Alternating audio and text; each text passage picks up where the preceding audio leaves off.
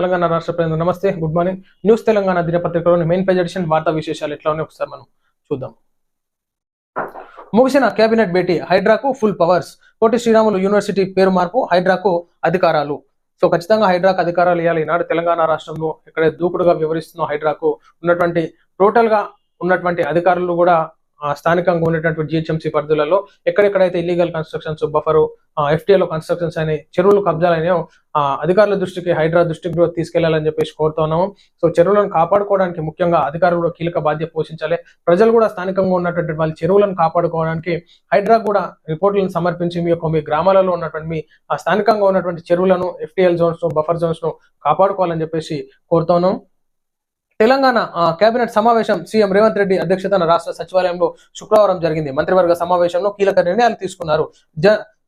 జల వనరులను ఆక్రమించి అక్రమార్కులకు ముచ్చంటలు పట్టిస్తున్న హైడ్రాకు విస్తృత అధికారులు కల్పిస్తూ కేబినెట్ నిర్ణయించింది. చెరువులు, కుంటలతో పాటు ప్రభుత్వ స్థలాలను అడ్డగోలుగా ఆక్రమించిన వారిపై కఠిన చర్యలు తీసుకునేలా హైడ్రాకు అధికారులు ఇవ్వనుంది.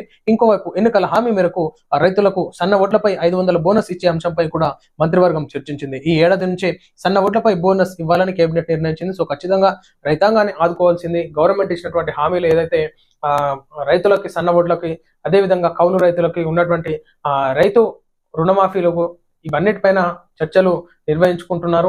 సో చర్చలకే పరిమితం కాకుండా దయచేసి రైతాంగానికి అండగా ఉండి ఆడుకోవాల్సినటువంటి ప్రభుత్వం దాన్ని ఇంకా సమయాన్ని వృధా చేస్తూ లేట్ చేయకుండా దయచేసి రైతుల గురించి ఆలోచించాలి. అదేవిధంగా నష్టపరిహారం, ఏదైతే వర్షాలకి నష్టపరిహారం జరిగిందో వాళ్ళకు కూడా తొందరగా ఆదుకోవాలని చెప్పేసి కోరుతా ఉన్నాం. తిరుమల లడ్డూ కల్తీపై రాహుల్ గాంధీ షాకింగ్ కామెంట్స్. తిరుమల తిరుపతి దేవస్థానం పవిత్ర ప్రసాదంగా భావించే లడ్డూ కల్తీ చేయడంపై కాంగ్రెస్ అగ్రనాయకుడు రాహుల్ గాంధీ స్పష్టం చేశారు. సోషల్ మీడియా ప్లాట్ఫామ్స్ ఎక్స్ వేదికగా స్పందించిన ఆయన ఈ అంశంపై క్షుణ్ణంగా పరిశీలించాల్సిన అవసరం ఉందన్నారు. తిరుమలలోని శ్రీ వెంకటేశ్వర స్వామి ఆలయంలో ప్రసాదం పవిత్రమైందంటూ వార్తలు తీవ్ర కరకరం లేపుతున్నాయన్నారు. కోట్లాది మందుల భక్తులు కొలిచే దేవుడు తిరుమల శ్రీవారు అని పేర్కొన్నారు. ఖచ్చితంగా మరి ఉన్నటువంటి ప్రతి ఒక్కరూ ఈనాడు స్పందిస్తున్నారు. తిరుమల లడ్డుకి అంత ప్రత్యేకత ఉంది, అంత విశిష్టత ఉంది. సో తిరుమల తిరుపతి దేవస్థానానికి కోట్ల మంది ఇప్పటికీ దర్శన కార్యక్రమాలు చేసుకోవచ్చు. కానీ వారందరి మనోభావాలు దెబ్బతీసే విధంగా ఈనాడు తిరుమల లడ్డు ప్రసాదం కల్తీ గురించి సోషల్ మీడియాలో వైరల్ అవుతోంది. సో ఖచ్చితంగా ఎవరైతే దానికి పాల్పడ్డారో అనిమల్ ఫ్యాట్ ని, కంటెంట్ ని నెయ్యిగా చేసి మరి దాన్ని వాడకంలోకి తీసుకురావడం, ఆ లడ్డూని కల్తీ చేయడానికి పూనుకున్నటువంటి దోషులకు ఖచ్చితంగా చట్టపరమైనటువంటి శిక్షను అమలు చేయాలని చెప్పేసి కోరుతూ ఉన్నాం. తెలంగాణ విద్యార్థులకు ఊరట, హైకోర్టు వెళ్లిన వారు కౌన్సిలింగ్ కు హాజరవ్వచ్చు. నీట్ కౌన్సిలింగ్ స్థానికత వ్యవహారంలో తెలంగాణ విద్యార్థులకు ఊరట లభించింది. హైకోర్టును ఆశ్రయించిన వారు కౌన్సిలింగ్ కు హాజరయ్యేందుకు రాష్ట్ర ప్రభుత్వం అంగీకరించింది. కౌన్సిలింగ్ కు సమయం తక్కువగా ఉండటంతో ఈ ఒక్కసారి అవకాశం కల్పించాలని నిర్ణయించినట్టు సుప్రీంకోర్టు ప్రభుత్వానికి తెలిపింది. ఖచ్చితంగా ఈనాడు విద్యార్థుల గురించి ఆలోచించాలి అధికారులు. సో వాళ్ళకి కూడా సమయాన్ని ఇస్తూ వాళ్ళకు ఎడ్యుకేషన్ చదువుకోవడానికి కూడా సమయాలను ఇవ్వాలి. సో విద్యార్థులకు ఈనాడు ఏదైతే కోర్టును ఆశ్రయించినారో వాళ్ళకు జరిగినటువంటి న్యాయానికి కూడా స్పందిస్తూ కోర్టు ఉన్నటువంటి ఉన్నత న్యాయస్థానానికి కూడా మనం ఎప్పుడు రుణపడాల్సి ఉంటుంది విద్యార్థులు. నేడు రేపు వర్షాలు, 23న అల్పపీడనం ఏర్పడే అవకాశం. సో ప్రజలారా వర్షాలు పడే సూచనలు ఉన్నటువంటి వాతావరణ శాఖ వారు హెచ్చరికలు జారీ చేస్తున్నారు కాబట్టి దయచేసి అందరు జాగ్రత్తగా ఉండాలని చెప్పేసి కోరుతా ఉన్నాను. కాంగ్రెస్ ను నడిపించేది అర్బన్ నక్సల్స్, విద్వేష దయ్యం ఆ పార్టీలో ప్రవేశించింది.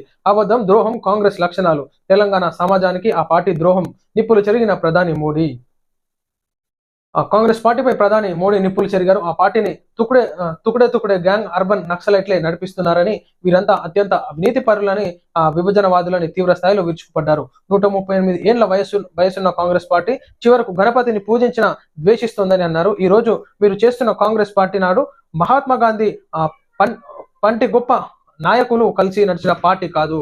మహాత్మా గాంధీ లాంటి గొప్ప నాయకులు కాదని చెప్పేసి కాంగ్రెస్ పార్టీ ఇప్పుడున్నటువంటి నాయకులను విమర్శిస్తా ఉన్నారు అని వ్యాఖ్యానించారు. పీఎం విశ్వకర్మ పథకాన్ని ప్రారంభించి ఏడాది పూర్తయిన సందర్భంగా మహారాష్ట్రలోని వార్దాలో నిర్వహించిన కార్యక్రమంలో ప్రధాని పాల్గొన్నారు. ఈ సందర్భంగా ఆయన మాట్లాడుతూ కాంగ్రెస్ లోకి విద్వేషం అనే దయ్యం ప్రవేశించింది, ఆ పార్టీలో దేశభక్తి అనే ఆత్మ నశించిపోయిందని చెప్పేసి నాడు నరేంద్ర మోడీ గారు విమర్శించడం జరిగింది. ఇక్కడైతే జరుగుతున్నటువంటి ఎన్నికల్లో భాగంగా అక్కడ నరేంద్ర మోడీ గారు ప్రసంగించడం జరిగింది. ఏదైతే కాంగ్రెస్ ను నడిపించేది అర్బన్ నక్సల్స్ అన్నట్టుగా అక్కడ ప్రస్తావన తీసుకున్నారు. దానిపైన కాంగ్రెస్ నాయకులు కూడా ఈనాడు విమర్శలు చేయడం జరిగింది.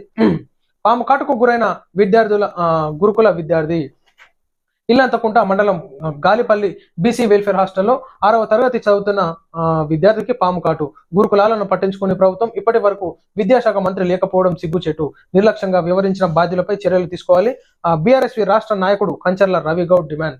ఖచ్చితంగా మరి నాడు గురుకుల పాఠశాలల్లో ప్రైవేటు పాఠశాలల్లో ఎక్కడైతే ప్రభుత్వ పాఠశాలల్లో బాత్రూంలు లేని కారణంగా బయటకు పోయి పిల్లలు పాము కాటుకు గురవుతున్న సంఘటనలు మనం గత ప్రభుత్వంలో చూసినాము. ఇప్పుడు ప్రభుత్వాలు మారినాక కూడా ఉన్నటువంటి ఇక్కడ మనం చూస్తా ఉన్నాం. సో ఉన్నటువంటి భారతదేశంలో ప్రభుత్వ పాఠశాలల పరిస్థితి చాలా ఘోరంగా ఉంది. ఉన్నటువంటి తెలంగాణ రాష్ట్రంలో కాదు, ఇతర రాష్ట్రాలలో కూడా అదే విధంగా ఉంది. దయచేసి ప్రభుత్వ పాఠశాలలను పట్టించుకోవాలని చెప్పేసి కోరుతా ఉన్నాం. ఇది ముమ్మాటికి మోసం, నయవంచనే సర్కార్పై కేటీఆర్ విసురులు. కేటీఆర్ తాజాగా మరోసారి ఎక్స్ ట్విట్టర్ వేదికగా ప్రభుత్వంపై మాజీ మంత్రి విమర్శలు గుప్పించారు.